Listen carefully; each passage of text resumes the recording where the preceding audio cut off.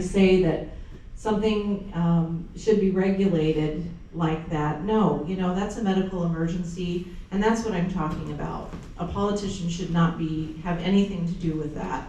That's between the pregnant person and her doctor. So absolutely, abortion rights are fundamental to human beings, and politicians should absolutely stay out of it.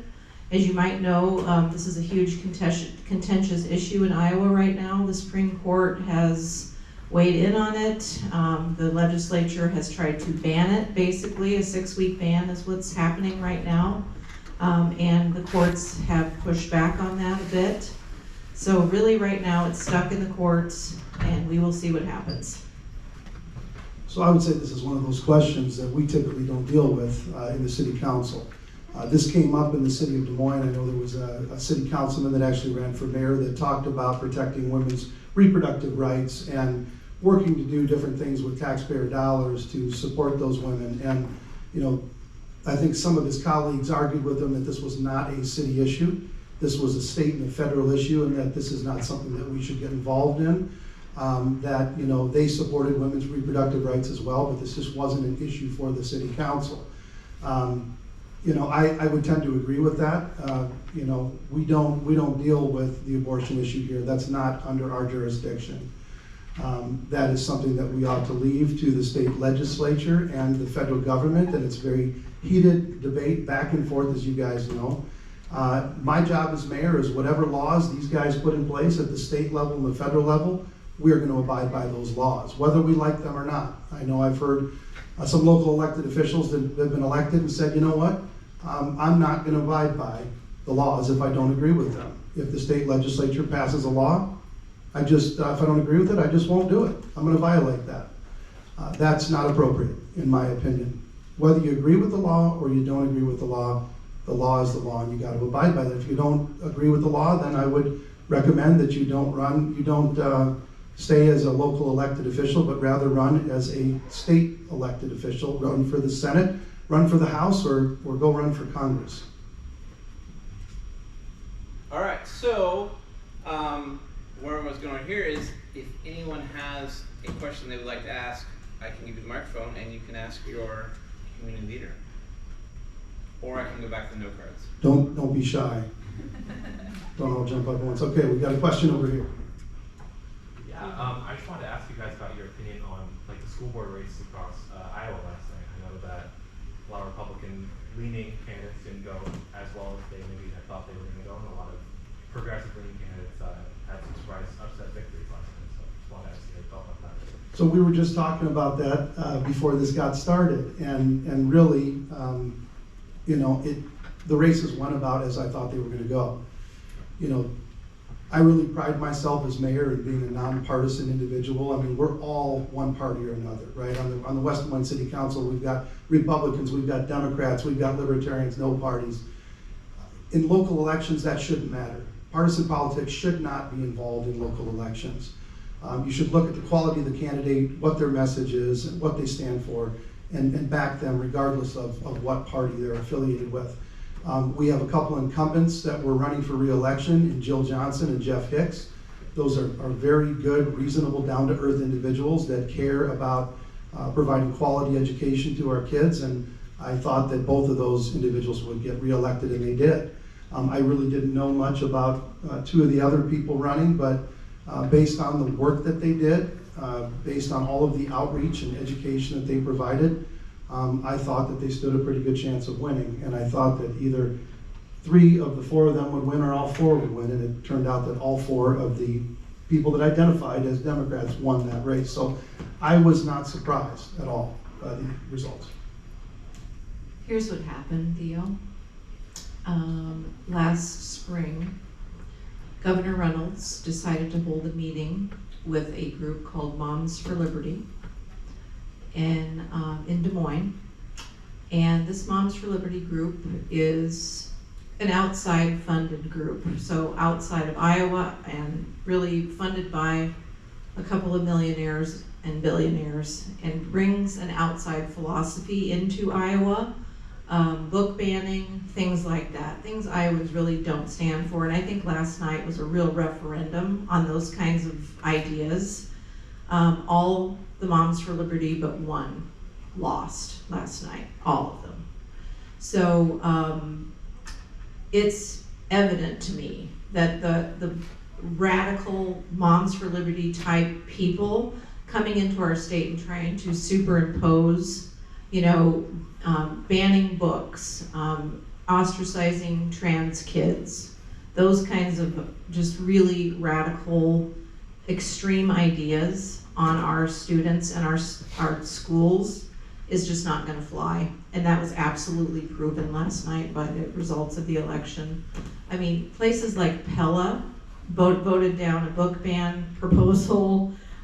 Carroll, very conservative town, but voted down the Moms for Liberty types on their school board and city council. So it wasn't just West Des Moines, Waukee, Johnston, Ankeny that all voted unanimously to not elect any of those people. It was, pretty conservative areas as well. I would just add to that though by saying what people want of their school board is they want people to get back to the basics and to teach the kids. Keep the politics out of the classrooms. They don't belong there. Teach the kids, give them a 21st century world-class education, make sure that they're prepared for college, and keep the politics out. And I think when you have candidates that are like that are common sense, down to earth, that want to provide the best education for the children, those candidates are going to be extremely well received. And issues that involve politics typically aren't well received by the electorate when in these nonpartisan elections and when we're just trying to provide kids with the best education possible. We need to stay focused. We've lost that focus. We need to get back to that, and I really hope we do. Oh, I think we'll get to you for sure, but we got a question from our wonderful president. We got a question. Well, first of all, I want to thank you both for being here. I was really excited to hear both of you. You're both good friends, great supporters of the community college, so we greatly appreciate it.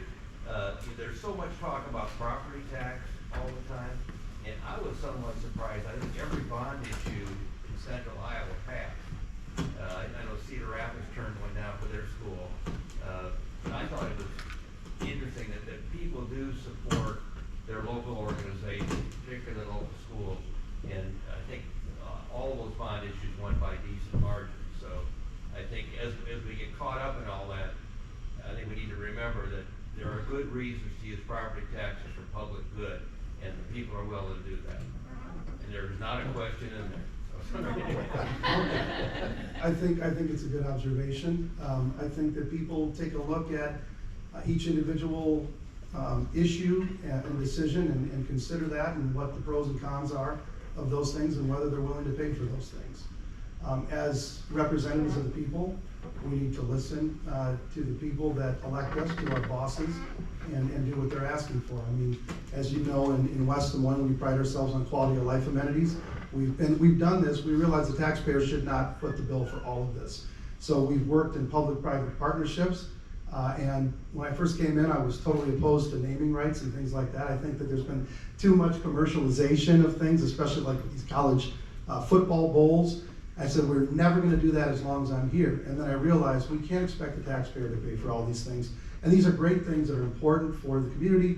They're important for economic development, for workforce development, and people want these things. So we have the Mid-American Energy Company Recplex.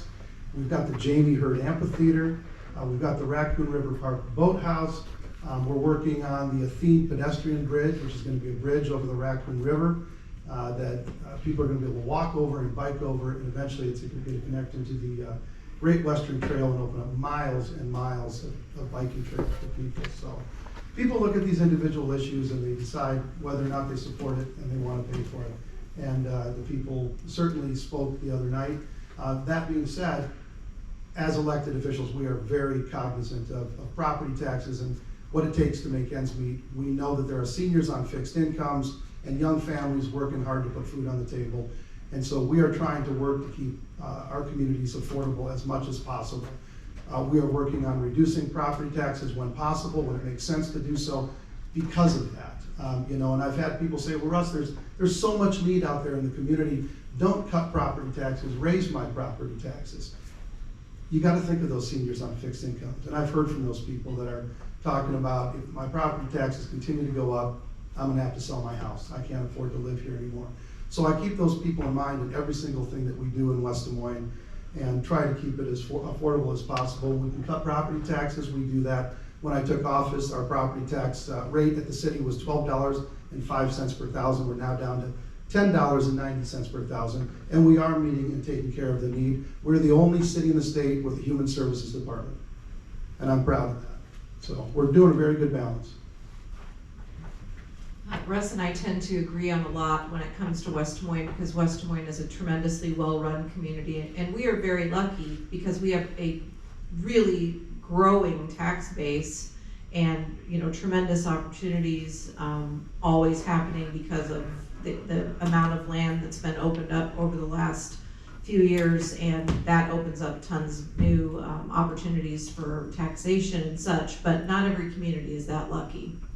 So what's happening at the state level is that taxes are getting cut at the state level, and that is pushing on property taxes and other taxes in other areas. So some people in Iowa really don't have any wiggle room like West Des Moines does.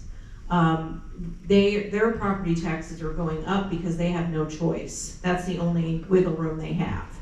So while West Des Moines is tremendously lucky that we have the growing tax base, towns that are dying and not growing like West Des Moines have no choice but to raise property taxes, and it's going to get worse.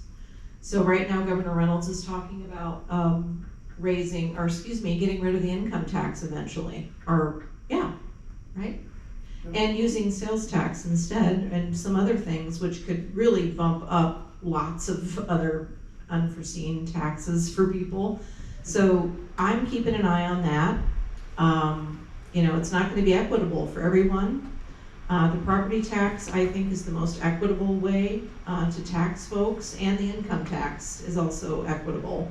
So, you know, when you lower a tax in one area, another one tends to get bumped up. So you really have to watch equity in that way and make sure that poor folks, like if the sales tax went up, that would affect poor people the most because it's really regressive. It's a regressive tax. So lowering property taxes might not work. So thanks. Thank you very much. Thank you, Mr. President. I would just comment on that. I'd like to comment on that because you know, I know Governor Reynolds is working, and is the Republican legislature, to get our income tax down to zero. And there are ways to do that without increasing any other tax. There are lots of ways to do that, and I've seen the way to do that. And so I think that will eventually happen. I think it will take several years before we see something like that. But in the meanwhile, again, you know, people are cognizant of the fact that people are working hard to get by.